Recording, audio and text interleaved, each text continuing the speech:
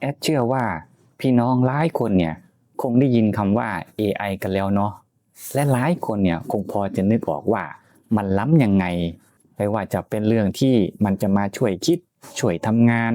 ช่วยสร้างสิ่งใหม่ๆจนคนทั้งโลกเนี่ยแห่กันไปใช้แต่เคยสงสัยกันบอกครับว่าไอ้ความล้ำระดับโลกพวกเนี่ยมันมีต้นทุนซ่อนเร้นอะไรที่เขาไม่ได้บอกเราหรือเปล่าวันเนี้ยแอดจะพาพี่น้องว้าไปดูที่ไต้หวันครับเกาะเล็กๆที่ได้ชื่อว่าเป็นบ่อเงินบ่อทองในการผลิตชิปสมองกลหรือชิป AI ส่งออกไปขายทั่วโลกซึ่งดูเผินๆเหมือนเศรษฐกิจเขาเนี่ยจะเจริญรุ่งเรืองสุดๆนั่นวะครับแต่พอแอดไปเห็นคลิปที่เขาไปเจาะดูชีวิตชาวบ้านที่อาศัยอยู่ข้างๆโรงงานเหล่านั้นน่ะมันก็อดสะท้อนใจว่าไรด้วยครับเพราะสิ่งที่คนธรรมดาที่นั่นน่ะต้องแบก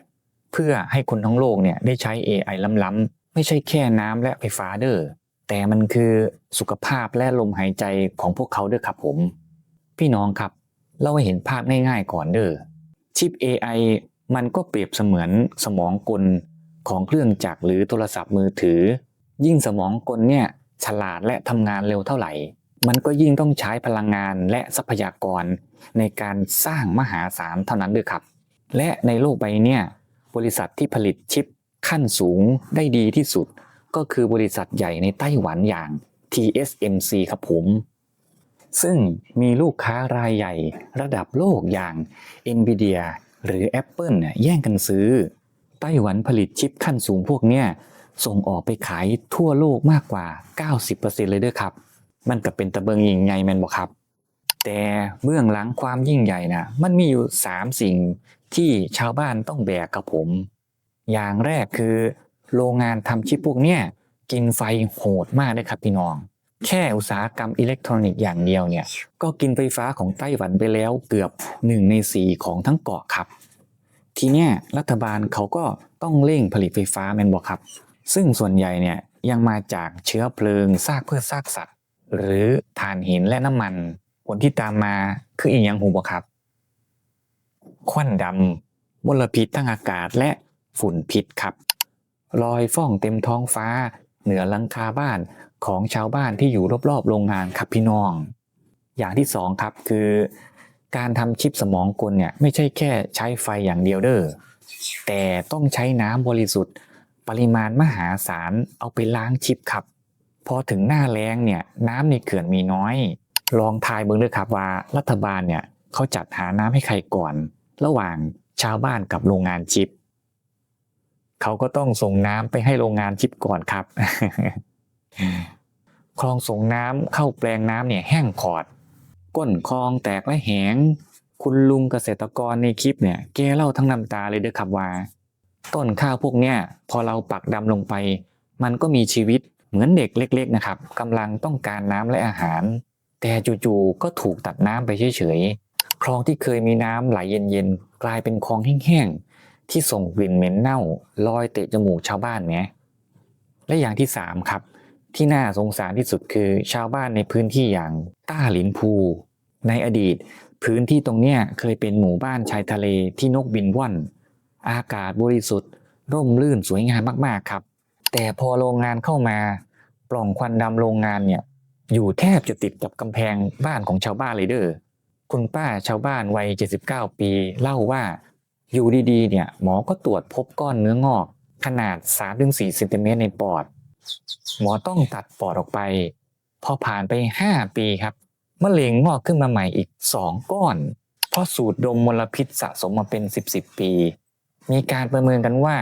ถ้าไต้หวันยังไม่รีบเปลี่ยนไปใช้พลังงานสะอาดภายในปี 2030 ค่าเสียหายด้านสุขภาพของประชาชนจะสูงถึง$500 ล้านหรือเกือบ 20,000 ล้านบาทครับพี่น้องพอฟังแบบนี้แล้วเนี่ยเราจะเห็นภาพชัดเลยว่าความเจริญทางเทคโนโลยีเนี่ยหากขาดการจัดการที่ดีมันคือการผลักภาระให้ชาวบ้านคนธรรมดาแบกเนาะคนที่ได้กำไรมหาศาลคือบริษัทยักษ์ใหญ่และคนใช้งาน AI ทั่วโลกแต่คนที่ต้องรับกรรม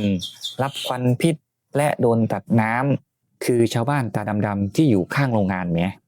ตอนนี้นักปกป้องสิ่งแวดล้อมอย่าง Greenpeace และองค์กรต่างๆเนี่ยเริ่มออกมาเตือนแล้วว่า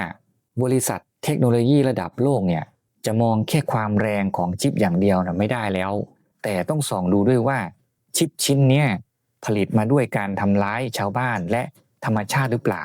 ถ้าโรงงานพวกนี้ไม่เปลี่ยนไปใช้พลังงานสะอาดอย่างลมและแสงแดดหรือเทคโนโลยีประหยัดน้ำในอนาคตจะโดนต่อต้านจากทั้งชาวบ้านในพื้นที่และมาตรการภาษีคาร์บอนจากต่างประเทศแน่นอนครับโอ้ยฝ่าดูโหลดเนาะพี่น้อง ทีนี้ย้อนกลับมาดูที่บ้านเราตอนเนี้ยประเทศเรากำลังดึงดูดนักลงทุนให้มาสร้างศูนย์เก็บข้อมูล AI และโรงงานอิเล็กทรอนิกส์ในไทยเหมือนกันด้วยครับแต่เราต้องไม่ซ้ำรอยไต้หวันเด้อรัฐบาลบ้านเราเนี่ยต้องวางแผนให้ดีไม่ใช่เอาไฟกองการที่ชาวบ้านใช้เนี่ยหรือเอาน้ำในเขื่อนที่เกษตรกรต้องใช้เพาะปลูกไปประเคนให้โรงงานจนหมดเด้อจนชาวบ้านเนี่ยต้องมาแบกแทนบทเรียนจากไต้หวันเนี่ยสอนให้เรารู้ว่ามลพิษทางอากาศไม่ได้ลอยอยู่แค่ในโรงงานแต่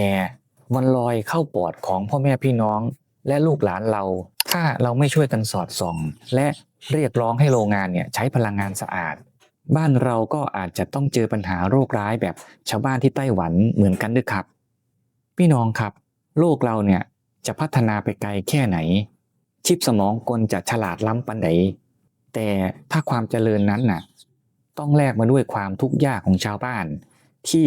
ไม่ได้รับการเยียวยาอย่างเหมาะสมนะครับแอดว่านั่นไม่ใช่ความเจริญที่แท้จริงครับผม